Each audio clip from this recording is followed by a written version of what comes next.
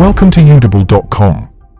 Have you ever really wondered what separates people who achieve, massive success from everyone else? Is it just luck? Or maybe unbelievable talent? Or is there like a hidden method, a kind of secret formula that anyone can learn and use? Yeah, that's the big question, isn't it? It is. And today we are taking a deep dive into a really powerhouse book, Think and Grow Rich by Napoleon Hill. Our mission really is to take his big ideas and simplify them, give you the most important bits in clear everyday language so you can start using them like right away. What's so amazing here really is this isn't just theory. It's not just some guy's ideas. Hill spent, I think, 25 years interviewing over 500 of the most successful people ever. We're talking Henry Ford, Thomas Edison, Alexander Graham Bell. Yeah. Giants. Wow, 25 years? Yeah. And he found they all kind of follow the same secret. He never spells it out like, here's the secret, but he reveals it through these principles. And that's what we're going to unpack for you, make it make sense. Okay, so what does all this mean for you listening? Well, get ready to find out that you don't need to be born rich or super smart or just lucky to succeed. It all starts with a thought, an idea, and the power you have, like right inside your own mind. Okay, so let's unpack this. Everything from huge wealth to just feeling peaceful inside, it starts in your mind. The book's first big idea is thoughts are things. But hang on, this isn't just about wishing, is it? No, not at all. It's not like magic. It's about understanding that your strongest thoughts, especially when they're packed with feeling, they actually shape what you notice, what you decide, and importantly, what you do. Think about this guy, Edwin C. Barnes. He had this really strong desire to work with Thomas Edison, not just for him, but with him. Okay. He had zero money, no connections, nothing. But he had this powerful thought, this conviction. He just showed up in Edison's office, asked for a chance. Bold move. Totally. Edison gave him a low-level job. But Barnes kept his big goal in mind, always. Later, Edison had this new dictating machine, right? Nobody could sell it. Sales guys were failing. Barnes saw his chance. He stepped up, said, I can sell this. And he did, better than anyone. And eventually, he became Edison's partner. Just from that initial thought. Well, the thought fueled the action, the persistence. It was a thing driving him. It's the opposite of that story, 3 feet from gold. Yeah. Where the guy quits digging just before hitting the jackpot. So many people stop right before their breakthrough. That Barnes story. Right. Wow. So if thoughts are things, then desire is like the rocket fuel. Exactly. That's a great way to put it. It brings them to life. And this isn't just a casual wish like, oh, I'd like to be rich. No. Hill calls it a keen, pulsating desire, something that maybe even keeps you up at night. Success starts with this kind of desire. Barnes didn't just want to work with Edison. He decided he would. No plan B. It's like that old burn the boats idea, isn't it? You commit completely. You leave no option for retreat. You succeed, or, well, you just keep going until you succeed. Yeah, that total commitment. But having that intense desire is one thing. How do you make it actionable? How do you turn that big feeling into like actual steps? Hill gives us a really practical plan for this. It's basically the core action plan of the whole book. The 6 steps for turning desire into wealth. Okay, lay them on us. Right. First, decide the exact amount of money you want. Not just a lot, but a specific number. Okay, specific. Second, decide exactly what you'll give in return for that money. There's no something for nothing. Makes sense. Value for value. Third, set a definite deadline. When will you have this money? A target date. Got it. Fourth, create a definite plan to get it, and this is key, start immediately. Now, even if the plan isn't perfect yet. Just start. Don't wait. Fifth, write it all down. The amount, the return, the deadline, the plan. Write it clearly. Put it on paper. And sixth, read this written statement aloud twice a day, morning and night. And as you read, you need to see, feel, and believe yourself already having the money. Feel it. Believe it. Yeah, that emotional connection is crucial. These steps basically train your mind and push you into action. Okay, so you've got this burning desire, you've got a plan. What makes it actually feel real? What makes it happen? Hill calls it faith. Yes, faith, but not just religious faith necessarily. It's more like an unshakable belief, an emotional conviction. If desire is the car, like you said, faith is the fuel. It makes it go. When you truly believe deep down that your goal is possible, failure just doesn't seem like an option anymore. Like it's inevitable. Exactly. Think about Mahatma Gandhi. How did he move 200 million people towards independence? No army, no money, just this absolute complete faith in his cause. It was so strong it spread. Wow. And that leads to Hill's most famous quote, probably. Whatever the mind of man can conceive and believe, it can achieve. Conceive it, then truly believe it. Okay, so how do you build that kind of powerful faith, especially if you're starting from doubt? Hill talks about autosuggestion, which sounds kind of technical, but... It's actually really simple. It just Yes. means, well, talking to yourself on purpose, feeding your mind the right messages until you believe them. like affirmations. Sort of, yeah, but with a key difference. Your mind is like a garden, right? Your thoughts are seeds. Autosuggestion is deliberately planting and watering the seeds you want to do. Confidence, desire, faith. But here's the critical part. You have to mix it with emotion. Just repeating words like a parrot doesn't do much. You need to feel the truth of what you're saying. The feeling part again. Always. Because your subconscious mind responds to feeling. You are the gatekeeper, you know. What you consistently feed your mind, especially with feeling, it accepts as reality. So if you keep telling yourself, I can do this, and really feel it. Your subconscious starts working to make it happen. Yeah. But if you feed it doubt and fear, well, it grows those too. Got it. Control the input. Okay, so you're programming your mind. What practical tools do you actually need then? Is it about becoming a genius? Knowing everything? Not at all. That's a huge point in Chapter 5. Knowledge is only potential power. Just knowing stuff isn't enough. It becomes real power only when you organize it and, more importantly, apply it towards a specific goal. So like knowing random facts from school versus knowing how to actually do something valuable. Exactly. There's general knowledge, maybe history, science, the stuff you learn broadly. And then there's specialized knowledge. That's the specific skill or information people will actually pay you for. Like knowing digital marketing inside out or being an expert chef. Right. Henry Ford is the classic example here. He wasn't, traditionally educated in a lot of areas. He even famously got called ignorant in court. Oh, really? Yeah, but he turned it around. He said basically, why should I clutter my mind with general knowledge when I can hire experts who know everything I need? He surrounded himself with brilliant people and organized their specialized knowledge for his purpose. So you don't have to be the expert in everything. No. You just need to know enough about your specific field or know how to find and manage the people who do know. Use knowledge effectively. Okay, that makes sense. And where do the actual ideas come from? The plans? That's the next step. Imagination. Hill calls it the workshop of the mind. The workshop, I like that. Yeah. Every great fortune, every invention, every success story starts as an idea born in someone's imagination. He talks about two kinds briefly. There's synthetic imagination. That's where you rearrange old ideas, old concepts into new combinations, like Ray Kroc taking the McDonald brothers' efficient system and imagining it scaled up, replicated everywhere. So combining existing things in a new way. Right. And then there's creative imagination. This is where totally new ideas, hunches, inspirations seem to pop into your head, maybe from the universal intelligence Hill talks about, like a sudden flash of insight. The aha. Exactly. And Hill stresses ideas are the beginning points of all fortunes. You got to cultivate that workshop. Okay, desire, faith, knowledge, ideas. But ideas are just ideas until you do something. Precisely. And that leads us to organized planning. This is the bridge. It's how you turn those intangible dreams, desire, faith, imagination into tangible results. The actual steps. The actual steps. Yeah. You have to organize your desire, your goal, into a practical step-by-step plan. And then, this is crucial, you have to start acting on that plan immediately. Even if it's not perfect. Especially if it's not perfect. Perfectionism is a trap. Start now with the plan you have and refine it as you go. And here's a big reality check. Plans often fail or need adjusting. That's normal. Okay. But failure of a plan doesn't mean failure of goal. This is where persistence comes in. Think about those examples again. Ford had multiple failed businesses before the Model T success. Right. Edison, famously, 10,000 attempts for the light bulb. Walt Disney, rejected by over 300 banks for his Disneyland dream. 300. Wow. Yeah.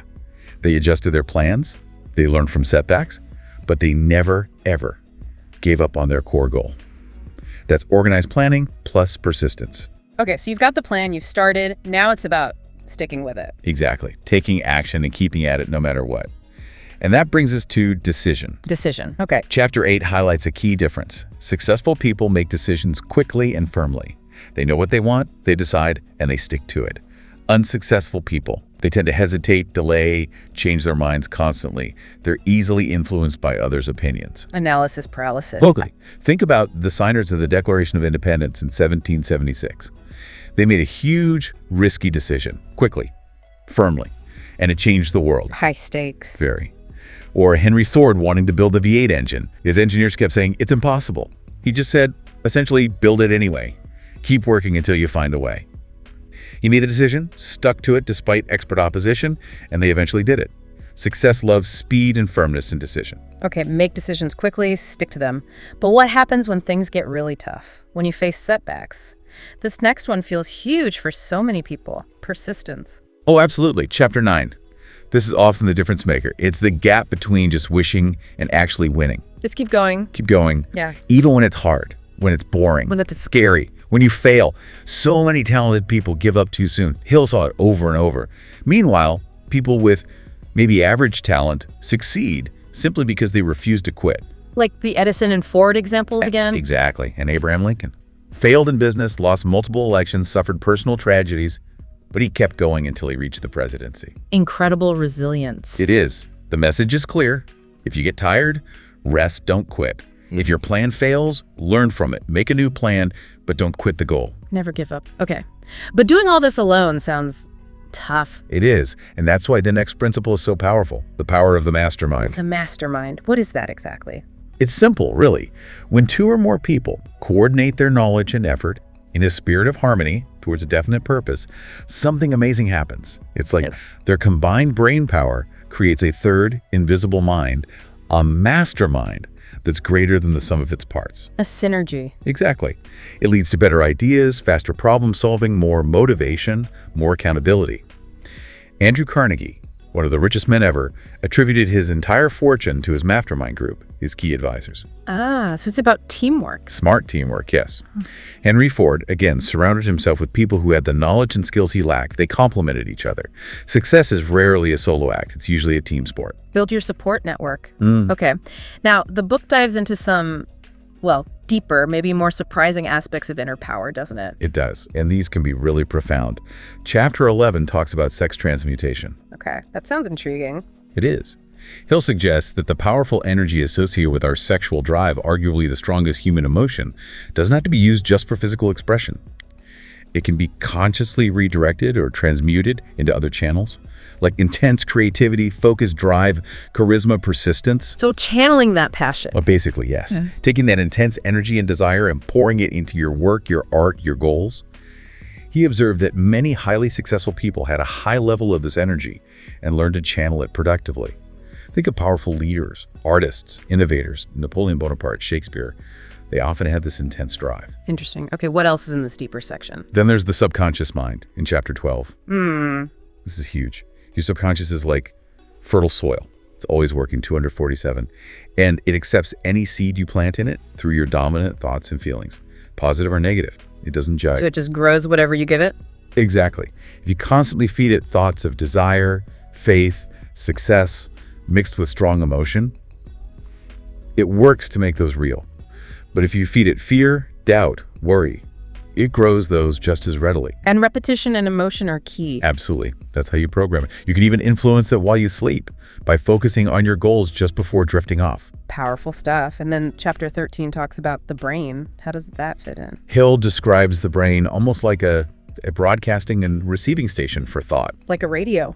Kind of. Yeah. Your thoughts create vibrations. And thoughts charged with strong emotion, there's that emotion again, tend to attract similar thoughts, people, opportunities, circumstances. It's the mechanism behind the law of attraction, essentially. So you attract what you focus on. What you focus on with feeling. Yeah. He believed great minds like Edison and Tesla could literally tune in and receive ideas almost out of the blue by aligning their minds correctly. Okay. And the final principles. There's the sixth sense. Right, chapter 14. This is the peak, really. The sixth sense is basically intuition, that inner knowing, that gut feeling. It's that subtle ability to receive guidance, inspiration, warnings. Stuff that goes beyond pure logic or your five senses. Hill called it a blend of instinct and inspiration, maybe coming from a universal intelligence or your connection to your subconscious. And this develops over time. Yes. Typically, after you start mastering the other principles, it's like the communication channel opens up. But this is important. Things like indecision, doubt, and especially fear can block it. They create static. Fear. That brings us to the last part, doesn't it? The ghosts of fear. Exactly. Chapter 15. Outwitting the 6 ghosts of fear. This really ties everything together. What stops most people from using all these amazing mental powers? Fear. The biggest enemy. The mind's greatest enemy, Hill says. It paralyzes action, destroys faith, kills enthusiasm. He identified 6 basic fears that haunt humanity: the fear of poverty, fear of criticism, fear of ill health, fear of loss of love, fear of old age, and the fear of death. Those cover a lot of ground. They really do. And these fears often operate silently, subconsciously, holding you back without you even realizing it. They're like ghosts. So how do you fight ghosts? You turn on the light. Fear only has power if you believe it's real and give in to it. The key: awareness. Identify which fears are affecting you. Then you fight back consciously. Use autosuggestion to build courage and faith. Take action despite the fear. Fear vanishes when confronted with belief and action. Okay, wow. That's a lot to take in, but it connects powerfully. So if we try to boil all this down, what are the absolute core takeaways for someone listening? Right. Let's do a quick recap.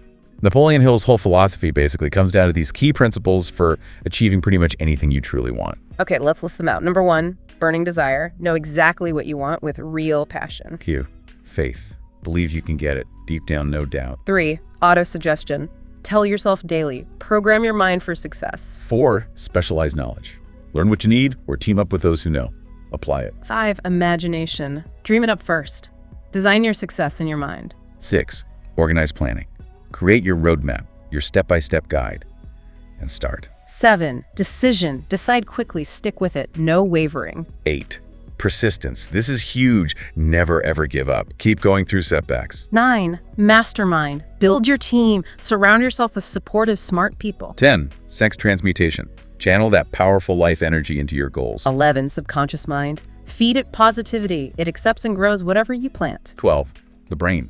Your personal broadcast station for success signals. Do it right. 13, sixth sense. Develop and trust your intuition, your inner guidance. 14. Outwit fear. Recognize and conquer those ghosts of doubt and worry. And 15, mastery of self.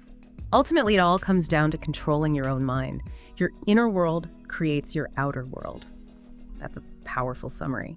You know, this whole deep dive into Think and Grow Rich, it shows something really fundamental, doesn't it? Success isn't some random magic thing. It's not just for the lucky few. It's actually a skill, something you build by controlling your thoughts, your beliefs, and crucially, your actions. Makes you wonder, what if the only thing really holding you back from your biggest dreams is just your own mind? That's the million-dollar question, isn't it? And Hill's point is that you can control your mind. This book isn't just for reading, it's a manual for doing. So for you listening right now, here's a simple challenge. A starting point. Write down one specific goal you really want to achieve. Just one to start. Commit to reading it aloud with feeling every morning and every night. Really believe it's possible, that it's already on its way. And then this is key. Take one small action today. Something, anything that moves you even slightly towards that goal. That's how you start. That's how you begin to truly think and then grow, rich in whatever way matters to you. Fantastic advice. And it perfectly captures Hill's famous summary of it all. Whatever the mind of man can conceive and believe, it can achieve. Pantao, thank you so much for joining us on this deep dive. We really hope this knowledge empowers you to unlock your own potential and achieve some truly incredible things. Thanks for watching this video. If you like our video, kindly click on the like and share button. For any queries or remarks, kindly comment in the box. Subscribe to us for our latest updates.